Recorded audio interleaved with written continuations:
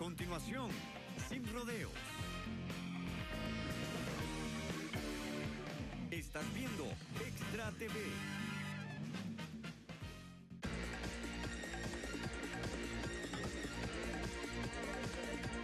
Sin Rodeos, un programa de opinión, actualidad nacional, debate político, cultura, salud, economía y seguridad.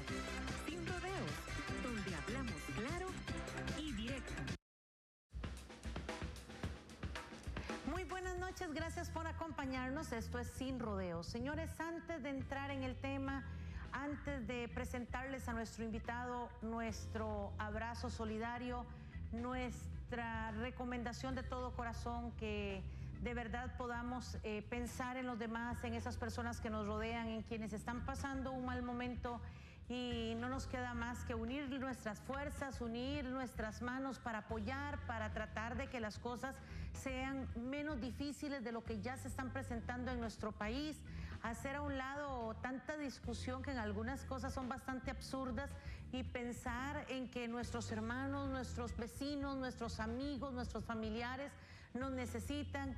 Y definitivamente, aunque algunos dicen que no hay que meter a Dios en todo, pero rogarle a Dios de que realmente las cosas pasen a menos. Ya 8 personas han perdido su vida, 8 familias llorando a los suyos y una condición ya de infraestructura bastante complicada, y donde ahora nos toca respirar profundo y tratar de ver cómo logramos que este país pueda salir adelante como siempre lo ha hecho. Entonces, lejos de la crítica, lejos del pleito, lejos de todo esto, que realmente seamos consecuentes y nos demos la mano y tratemos de fortalecernos y de apoyarnos, y que de verdad esa sensibilidad que ha caracterizado al tico se vea reflejado en estos momentos de dificultad. De verdad que un abrazo grande y nuestro apoyo, y si usted puede, si ve que un vecino está ahí con problemas, por favor no dude 2 veces en tenderle la mano y en ayudarlo, y tratar de que podamos rescatar y minimizar este impacto lo más que se pueda, sinceramente. Hoy nosotros aquí, como ya estaba agendado y planeado, tenemos un tema. ¿Por qué? Porque como lo hacemos cada martes y cada jueves a partir de las 7 de la noche, llevamos hasta sus hogares temas de actualidad nacional, temas que nos ayuden a crecer y a ir conociendo un poco más lo que sucede. Pues muy bien, en los últimos meses el Poder Judicial de Costa Rica ha estado realmente muy movido. Han tenido serios cuestionamientos, se ha visto afectado ante una serie de circunstancias. Y quizás los costarricenses estamos, no sé si acostumbrados o quizás en alguna medida, cuando escuchamos que se hacen algún tipo de comentarios del Poder Ejecutivo, del Poder Legislativo, casi como que lo vemos con cierta normalidad. Pero ya una vez que se toca y se aborda y se trata de acercarse o de hacer cierto tipo de comentarios del Poder Judicial, ya como que el costarricense dice, ahora sí se acabó todo, ¿verdad? Ya como que algo no anda bien, y ya sentimos como que nuestra democracia se nos está desfasando, como que las cosas huelen mal, como que las cosas no están bien y necesitamos buscar soluciones. Así es que ante un panorama como ante la situación que estamos viviendo como país, invitamos aquí a Sin Rodeos, y quiero agradecer el hecho de que haya aceptado venir a compartir con nosotros al magistrado de la Sala Constitucional, al señor Fernando Cruz, para poder platicar de las debilidades, señores, de esas debilidades, y en alguna medida de la reestructuración o de lo que necesita realmente el Poder Judicial hacer para enderezar ese timón. Don Fernando, muchísimas gracias por estar con nosotros. Mucho gusto. Siempre la tempestad que enfrenta un poco el Poder Judicial, quizás a veces no hay la actitud o la atmósfera para hablar de los temas, pero por norma no rehúyo hablar de las cosas, y me parece que estando en el Poder Judicial, teniendo yo una experiencia de estar en el Poder Judicial 45 años, me parece que hay que hablarlo y tomar serenidad y tener una actitud constructiva. Don Fernando, la credibilidad del Poder Judicial en alguna medida frente a la sociedad se ha visto falseada. Digo yo, por lo menos hay algunas personas que dicen era lo único que nos faltaba ya, ¿verdad? Realmente llegar a esos niveles en un país como el nuestro, en un estado democrático, en un estado de derecho, ¿hasta dónde esto afecta a nuestra democracia? Sí la afecta, y es que también uno no debiera verlo esto como aisladamente. Sí, señor. Sino que la atmósfera general de la valoración política del país se ha deteriorado mucho, y eso incluye a los tres poderes de la República. Y eso incluiría, por supuesto, al Poder Judicial, en una atmósfera de gran desconfianza, de una presunción de fraude o de mal comportamiento de los jerarcas, etcétera, en general, y de eso no escapa el Poder Judicial. Ya el Poder Judicial tuvo una crisis muy seria en el año 89, cuando hubo una comisión de narcotráfico presidida por don Alberto Fay, que investigó las debilidades del Poder Judicial en función del narcotráfico, y hubo señalamientos muy precisos.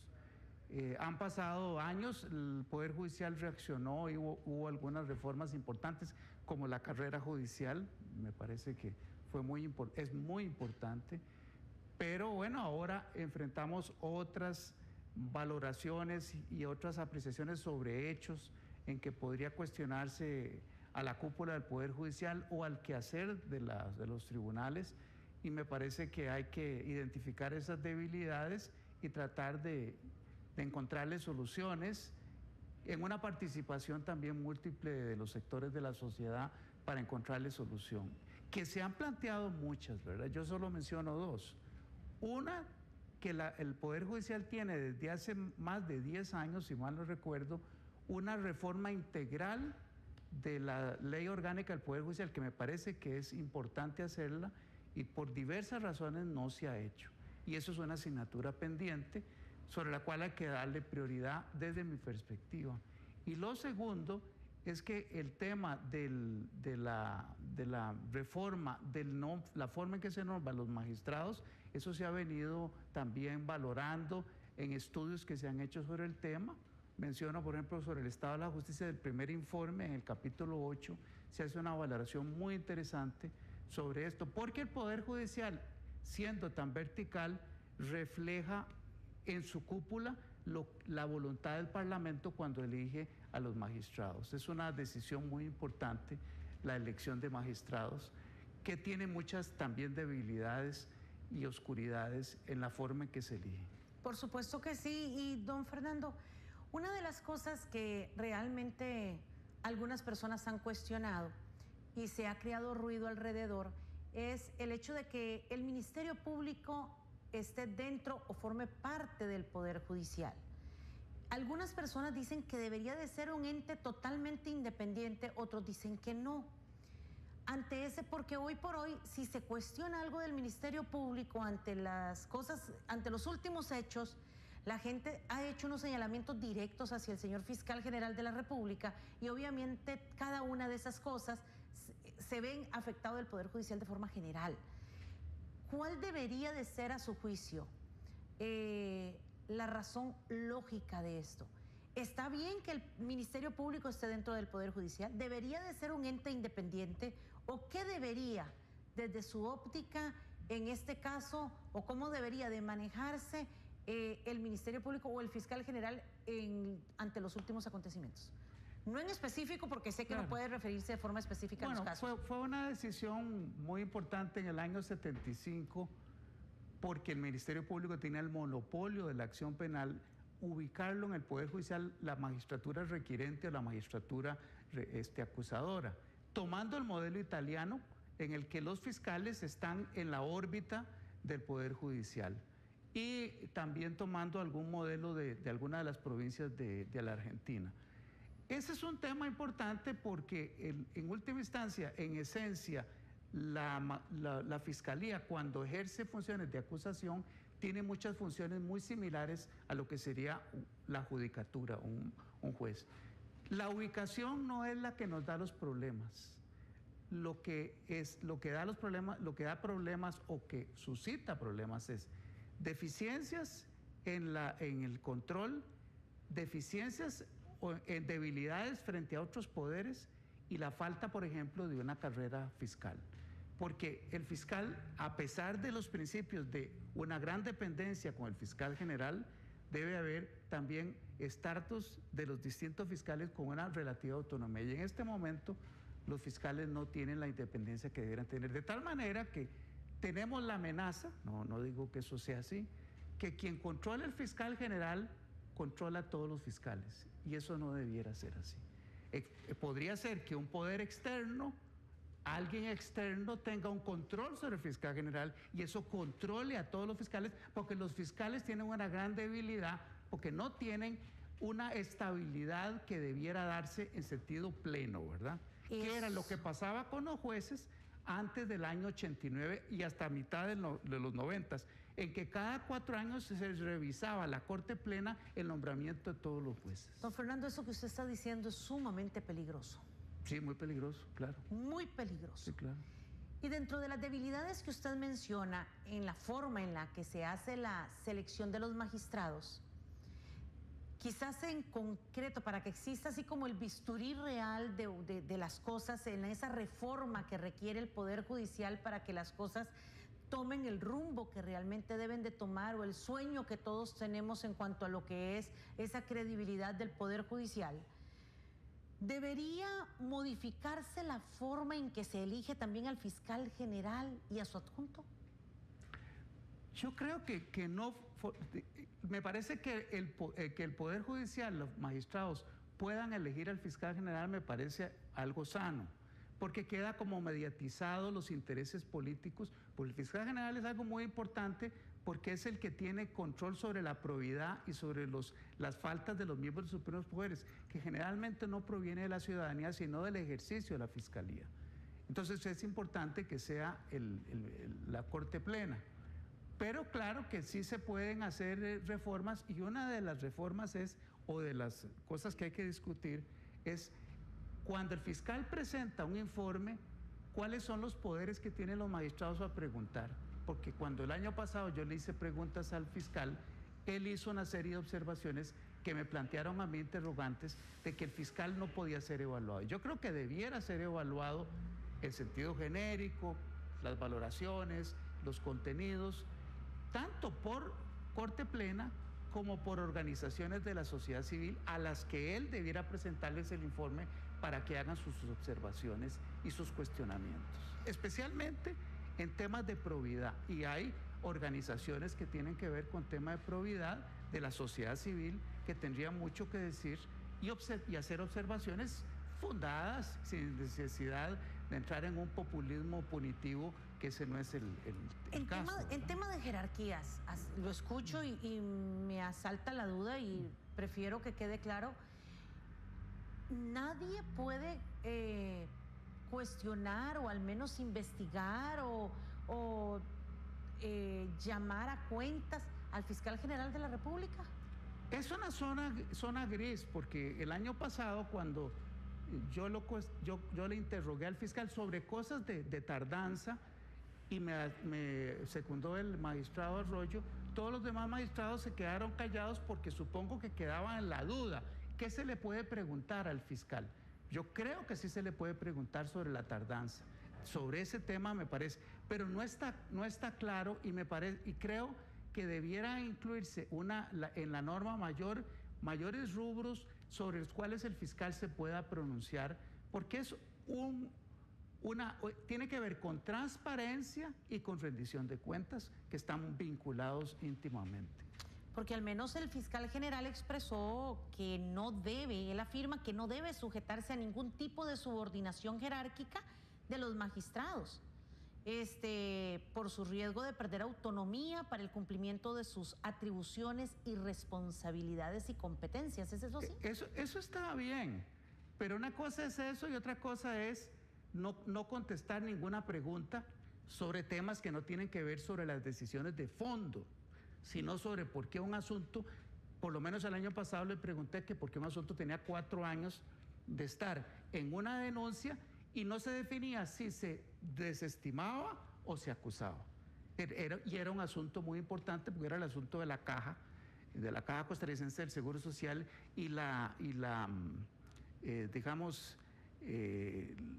las posibles alteraciones a reportes de tipo financiero, que era muy importante en relación a las finanzas de la Caja. Sí. Realmente son muchas las preguntas que nos hacemos y quisiera así como que usted nos ayude viéndolo desde su óptica antes de seguir con las preguntas que yo tengo aquí para hacerle. Sí. ¿Cuáles considera usted, don Fernando, como magistrado, que son las mayores debilidades que presenta el Poder Judicial en este momento? Bueno, una debilidad que requiere una evaluación política es el tema de la elección y la reelección de magistrados. Tanto como para fortalecer la autonomía como para la escogencia de los candidatos. Esto no lo digo yo, sino que en el informe, el primer informe sobre el Estado de la Justicia, en el capítulo 8, ahí hay una serie de referencias muy interesantes sobre esas debilidades. Básicamente, el tema de la opacidad con que se eligen a los magistrados, procedimiento sobre el cual yo pasé, por supuesto, pero también sobre la forma en que se reeligen, porque yo pasé por la reelección, fui interrogado en la comisión y después obtuve los 38 votos en contra. Pero años después, en un reciente nombramiento, la comisión de nombramientos decidió no interrogar al candidato, cosa que me parece bien, al que se iba a reelegir, decidió no hacerlo. Bueno, eso me parece muy bien porque va en favor de la estabilidad del magistrado y su independencia. Pero ese es un tema que para la entrada y para la salida hay una gran opacidad y una gran indeterminación. Y yo creo que eso habría que hacer un esfuerzo para fortalecerlo. Y claro que si uno se va hasta las actas de la Constituyente del 49, ahí se discutió si debiera ser vitalicio el nombramiento o por plazo de 8 años. Toda una discusión que no voy a hablar ahora, pero sobre el tema de la elección de magistrados y su reelección, debiera existir algunos ajustes que son muy importantes, porque la forma en que son electos y las condiciones y los perfiles de los magistrados son el reflejo de la voluntad legislativa. Y cuando el legislativo elige, no puede decir que no conocía al candidato. De tal manera que las cosas que podamos incurrir los magistrados de la cúpula son fiel reflejo de la voluntad legislativa sobre la cual nosotros, por supuesto, y así debe ser, no tenemos ningún control. ¿Realmente no existe un control del Poder Judicial sobre los nombramientos de los magistrados? No existe, pero sí hay una debilidad importante, y es la discusión de si es conveniente que los magistrados titulares hagan lobby en favor de candidatos que se están postulando. Ese es un tema neurálgico. Y ahí debo destacar un esfuerzo que hicieron 3 compañeros a propósito de la discusión de unas reglas éticas para los magistrados, para los miembros de la cúpula. Fueron los magistrados Rocío Rojas, Molinari y don Paul Rueda, que en una sesión reciente extraoficial plantearon una regla, plantearon varias, muy interesantes, por cierto que son 8 reglas que yo las voy a dar a conocer, yo les pedí a ellos la autorización. Pero vea qué interesante, en garantía de imparcialidad, los magistrados de la Corte Suprema de Justicia no recomendaremos, no promoveremos ante la Asamblea Legislativa la designación de ninguna persona para los cargos de magistrados propietarios y suplentes, ni para que ocupe ningún otro cargo público relevante. Nos abstendremos de dar opinión sobre candidatos participantes en concursos abiertos en otros poderes del Estado. Esto es una norma que está señalando un tema que está en discusión y que está en cuestionamiento. ¿Cuánto debe ser el protagonismo de los magistrados titulares frente a los poderes, frente al Poder Legislativo promoviendo candidatos? Ahora, si esa promoción es transparente, yo no tengo problema. Por ejemplo, nosotros recomendamos una lista de magistrados suplentes, eso es transparente. Pero que se haga lobby sin que sea transparente es un tema que puede cuestionar la diferencia de poderes. Pero vea qué interesante, va en esa línea los cambios. Recientemente, el Consejo Superior del Poder Judicial no le autorizó a la comisión que investiga el tema del cemento un investigador policial porque dijo que eso podía lesionar la independencia de poderes. Imagínense que estamos entonces en una nueva atmósfera. El Consejo acaba de hacer eso, lo cual significa que hay un retraimiento para que esa relación y comunicación entre poderes tenga una mayor reglamentación o que sea más transparente. Es que, don Fernando, yo digo que esas cosas suenan muy bonito, pero en la realidad, ahorita en la última comisión de nombramientos que estaban ahí en la nómina algunas personas, cuando usted escucha a las personas decir dentro de la Asamblea Legislativa, los señores y señoras diputadas, que son los que forman parte de esa comisión de nombramientos, usted los escucha, a todas luces, es como si que están esperando. Algunos dicen, no sé cuál es la línea que vamos a seguir, o no nos han dado línea, dicen algunos. Otros dicen, yo tengo que apoyar a X o Y. ¿Por qué? Porque esa persona me ayudó en tal o cual cosa. Cuando usted como comunicador escucha esas cosas, o cuando le dicen que definitivamente existe una relación absoluta, casi que del mismo Poder Judicial, se negocia con el legislativo para ver a quién van a nombrar para tirar línea a los señores y señoras, donde no media, en este caso, el currículum de quienes se postulan ahí, que llegan y hacen una presentación y algunos dicen, me siento hablando solo. Ante todo ese tipo de cosas, la pregunta es, ¿cómo tapar el sol con un dedo? ¿Cómo decir que no existe relación alguna entre los nombramientos de los señores magistrados si de una u otra manera usted está escuchando y viendo estas cosas? Yo quisiera que a mí alguien me explique eso. Hacemos una pausa y volvemos.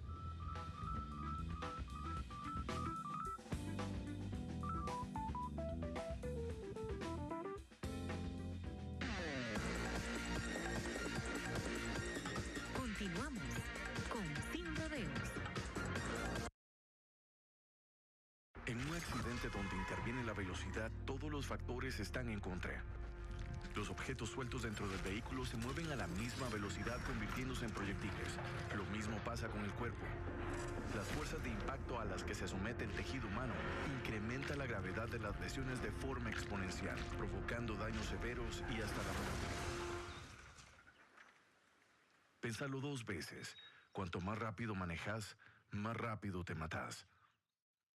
Gavi Salón y Spa te ofrece gran variedad de servicios: tintes, queratinas, botox, maquillaje, peinado, manicure, pedicure, semipermanente, resina, servicio de barbería, cortes adultos y niños, masajes, faciales y depilaciones. Estamos ubicados 25 metros oeste de la iglesia La Agonía en Alajuela. Gavi Salón y Spa. Perfeccionamos tu belleza.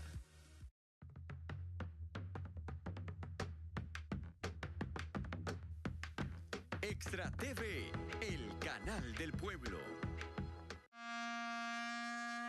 Porque creemos en la paz,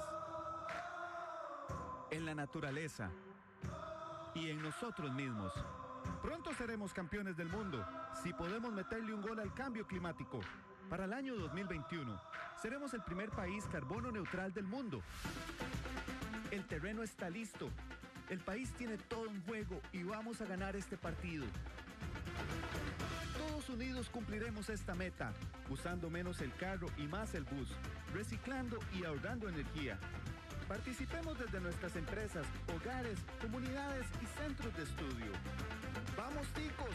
¡Sí se puede!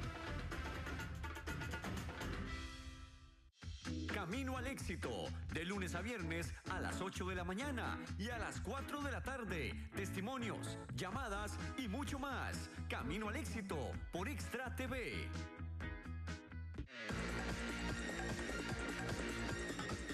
Ya regresamos con Sin Rodeos. Nosotros continuamos aquí en Sin Rodeos en esta noche con el magistrado Fernando Cruz, tratando de hablar sobre las debilidades y reformas que requiere el Poder Judicial. Una de las mayores debilidades que don Fernando presenta es la elección de los magistrados. Y realmente eso enciende las luces por todas las esquinas y nos dice efectivamente, ¿por qué? Porque cuando usted ve que el currículum no cuenta, cuando cuentan otras cosas, don Fernando, ¿qué se puede hacer en pro de reformar el tema de la selección de los señores y señoras magistradas? Creo que el propósito de enmienda o de reforma ha existido en el pasado con el famoso reglamento para establecer la terna que conoce el plenario. Pero la verdad es que el bendito reglamento no se aplica a rajatabla como debe ser y además tiene una serie de filtraciones. Por ejemplo, el tema de la entrevista, que la entrevista le puede bajar todo el puntaje respecto de los títulos y atestados del candidato. Pero es que el reglamento en las últimas elecciones se ha desaplicado parcial o totalmente, según he escuchado decir a la representante de SEGIL sobre este tema. Entonces, los criterios de escogencia no son ni claros ni responden a criterios objetivos, sino que son criterios que responden al lobby, a una serie de factores subjetivos, etcétera, que eso fue lo que se trató de solventar cuando se promulgó el reglamento para la elección de magistrados o miembros de la Corte Suprema. Pero la verdad es que el reglamento ha tenido una aplicación bastante, digamos, en parte parcialmente derogada o derogada totalmente. Se aplica según sea la situación de cada una de las elecciones. Eso es un indicador de que ese propósito de responder a criterios objetivos es bastante débil o casi inexistente. ¿Cómo lograr, don Fernando, que estas cosas cambien realmente y que ese ruido que genera este tipo de cosas y que en alguna medida enturbia o mancha o pone entre grises la credibilidad de un sistema como el judicial pueda mejorarse? Realmente que mejoremos, porque hoy por hoy los cuestionamientos no solo es de magistrados, lamentablemente se le hacen al fiscal general de la República, en alguna medida la gente ya cuando en las encuestas no se sale tan bien. ¿Qué necesitamos los costarricenses realmente para mejorar nuestras condiciones? Bueno, casi me parece que sería como escribirle una carta al niño Dios. ¿Al niño? Sí, en relación a que en el Parlamento se establezcan criterios más objetivos. Eso sería lo ideal, porque es una decisión política, pero debiera responder a criterios muy ponderados y fundados y objetivos. Pero esa no es la situación.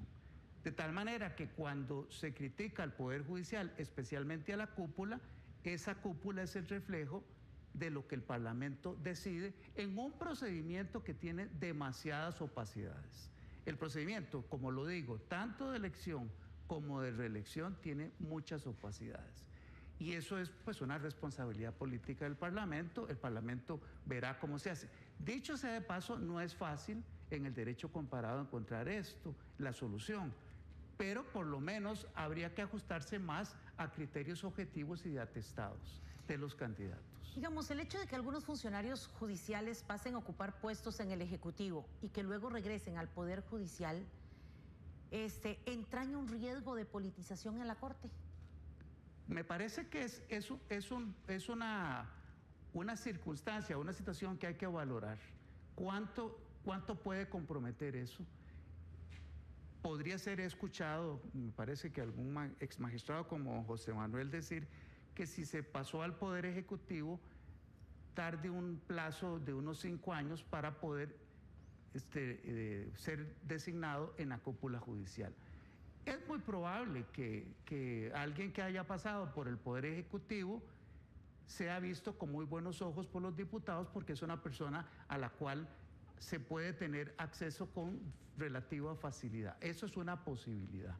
Pero sí sería sano valorar eso y establecer una regla de que si pasó al Poder Ejecutivo durante un cierto plazo, pues si quiere ser electo, tendría que dejar pasar unos 4 años para poder ser designado magistrado. Ese es un tema que usted lo plantea muy bien, porque además no se ve bien, ¿verdad?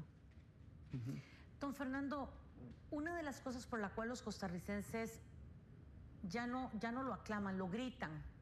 Es pedir la justicia pronta y cumplida. Que algunos dicen que se han hecho muchos esfuerzos para tratar de que esto sea así. ¿Realmente qué considera usted o qué hace falta para que esa justicia sea pronta y cumplida y que se cumpla de manera real y efectiva? ¿Por qué no lo logramos? Porque hay casos que se prescriben y muchas gracias por su participación. Y aquí es donde entra ese concepto de que algunos costarricenses dicen que existen dos tipos de justicia, una para los pobres y otra para los ricos. Curiosamente, aquellos que tienen mucho dinero, sus casos prescriben o nunca llegan a ver la corte, y aquel pobre que se va con un paquete de picaritas pasa 5 años preso. O sea, ¿qué es lo que realmente necesitamos para que la justicia sea pronta y cumplida?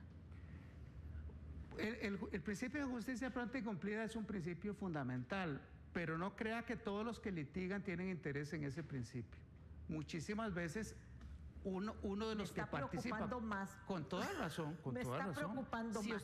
Si usted como defensor, el sistema le permite reglas que le permiten evitar el juicio y que prescriba, eso es una llamada que el defensor no va a dejar de utilizar. Pero muchas veces alguna de las partes quiere la tardanza en el asunto para que no se resuelva. Ese es un factor.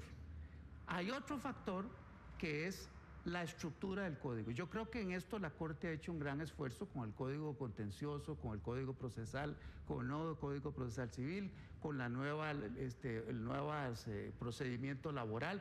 Me parece que se han hecho esfuerzos en ese sentido, lo cual no significa, situación que no significa que no se haga una nueva valoración para identificar las debilidades de los procedimientos.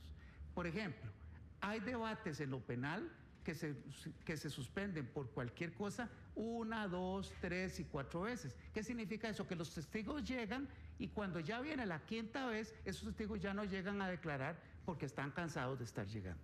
Eso es un tema al cual hay que entrarle, y me parece que hay otros elementos. ¿Dónde está la responsabilidad de ese tipo de cosas?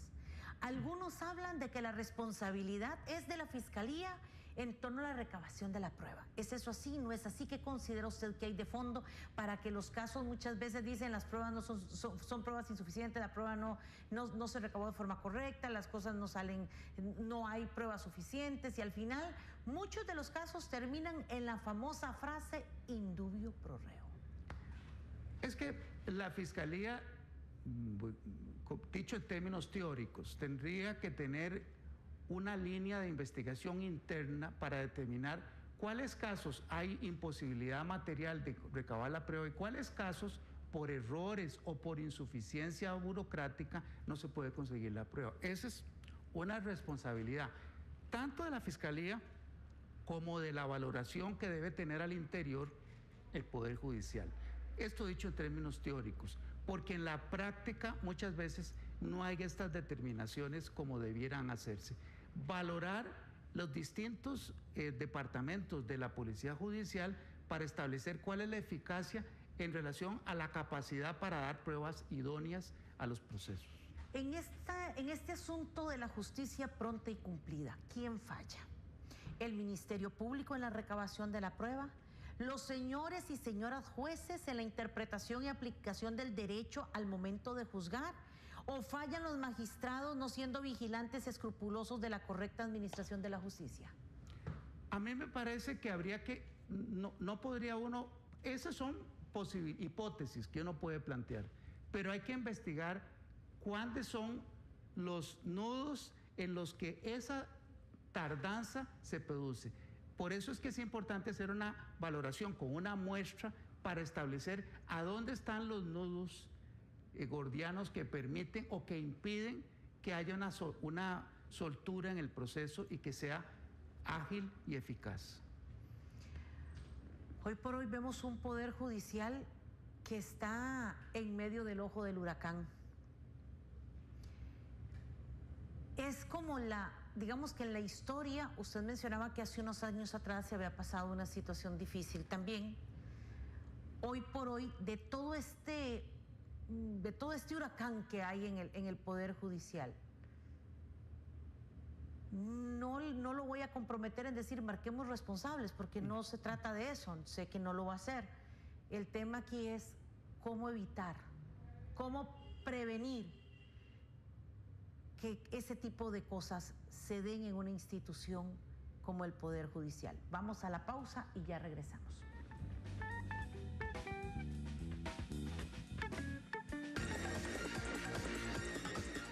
Ya regresamos con Sin Rodeos.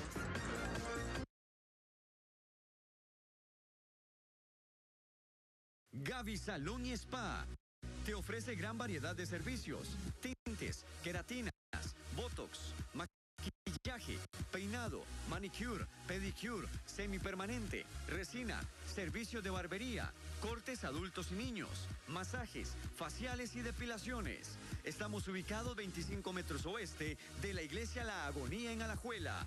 Gavi Salón y Spa. Perfeccionamos tu belleza.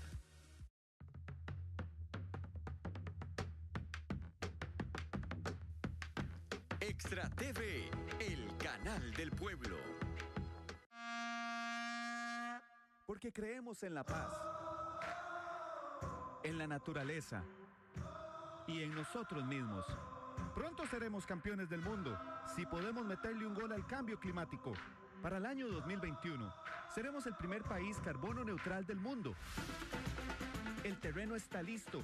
El país tiene todo en juego y vamos a ganar este partido. Todos unidos cumpliremos esta meta, usando menos el carro y más el bus, reciclando y ahorrando energía. Participemos desde nuestras empresas, hogares, comunidades y centros de estudio. ¡Vamos, ticos! ¡Sí se puede!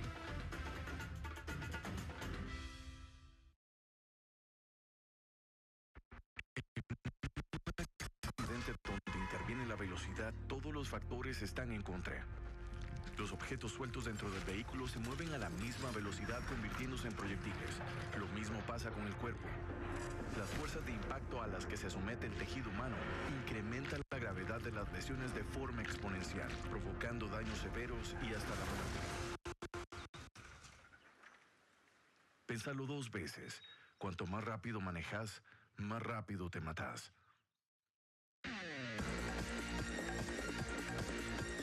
Continuamos con Sin Rodeos.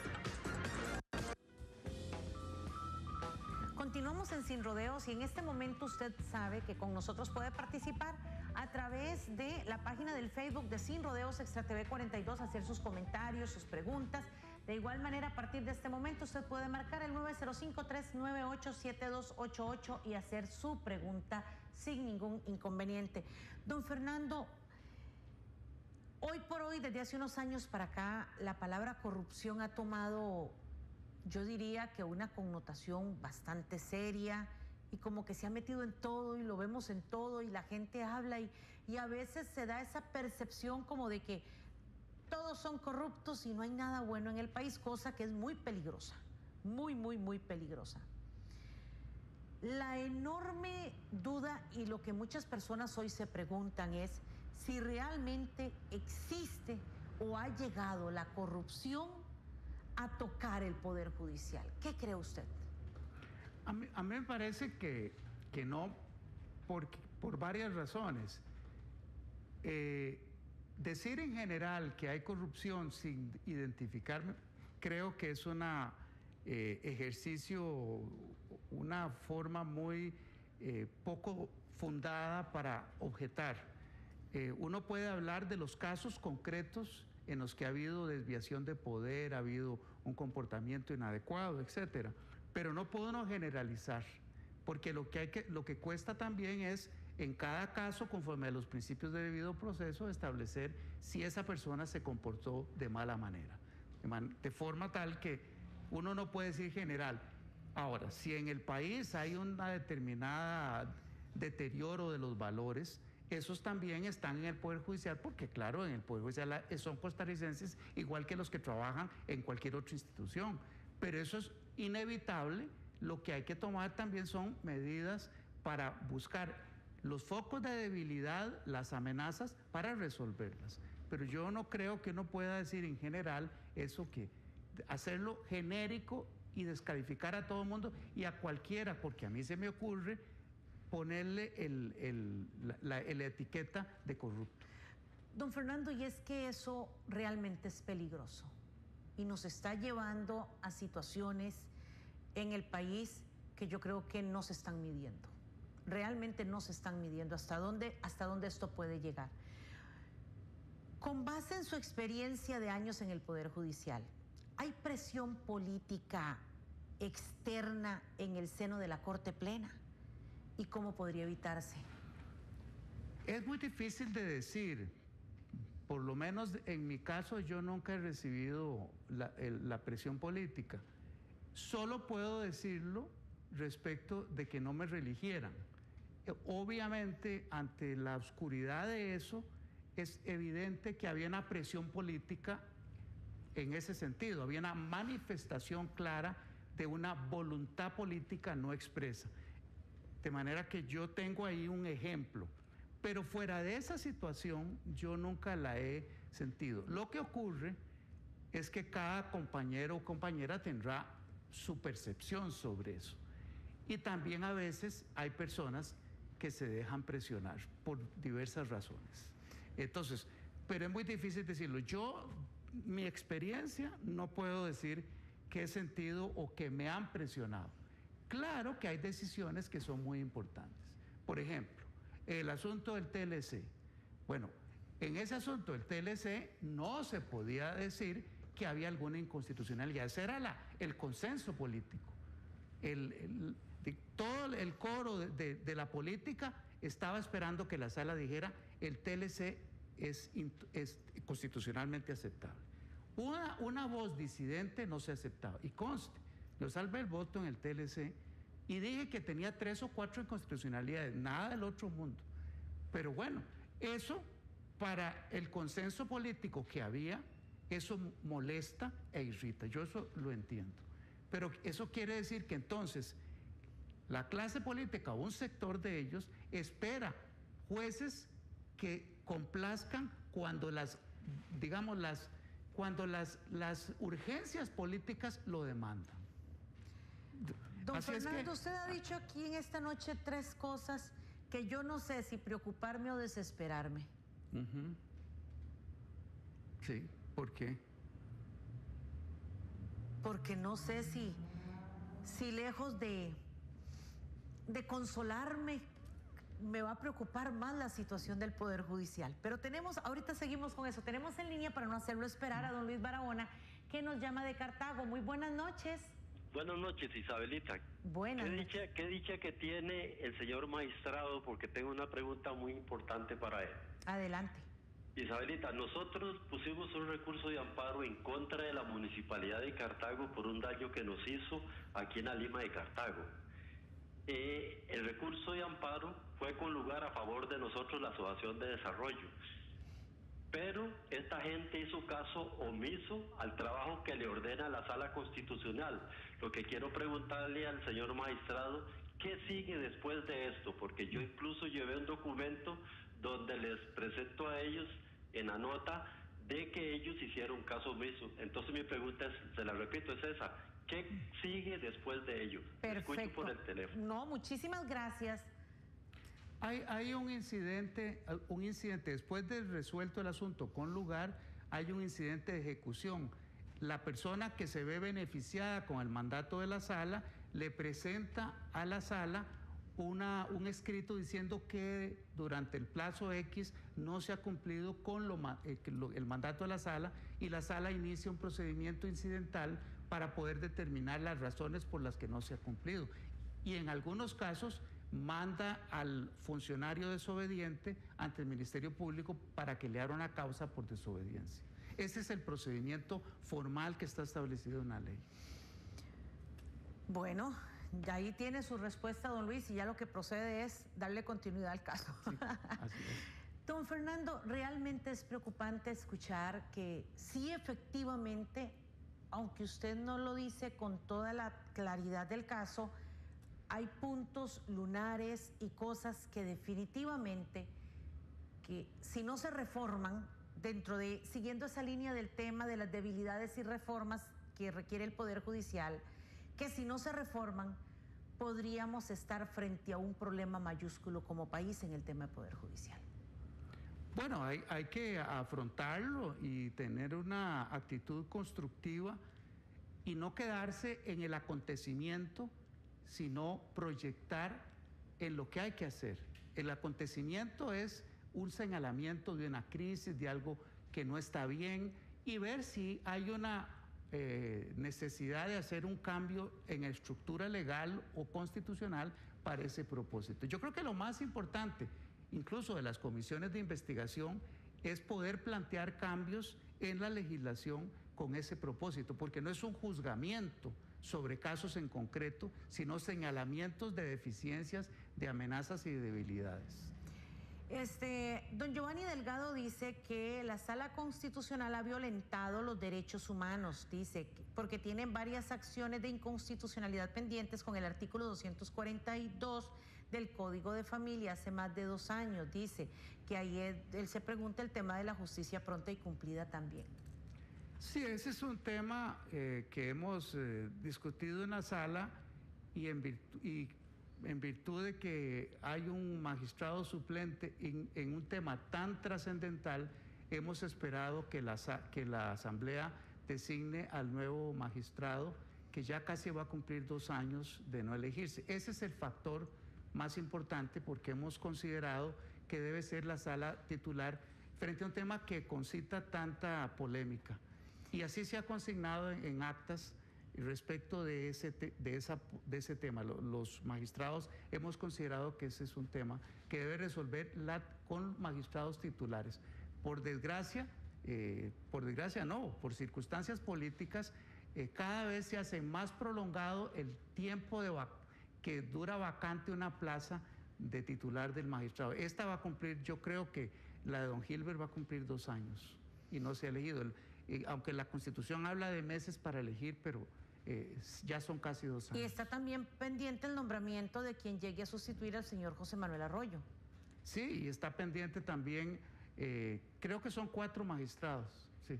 El de la sala, el de magistrado Arroyo, uno en la sala segunda, y no recuerdo ahora. ¿Qué tiempo tienen los señores en la Asamblea Legislativa para hacer los nombramientos de los magistrados? ¿El que ellos quieran?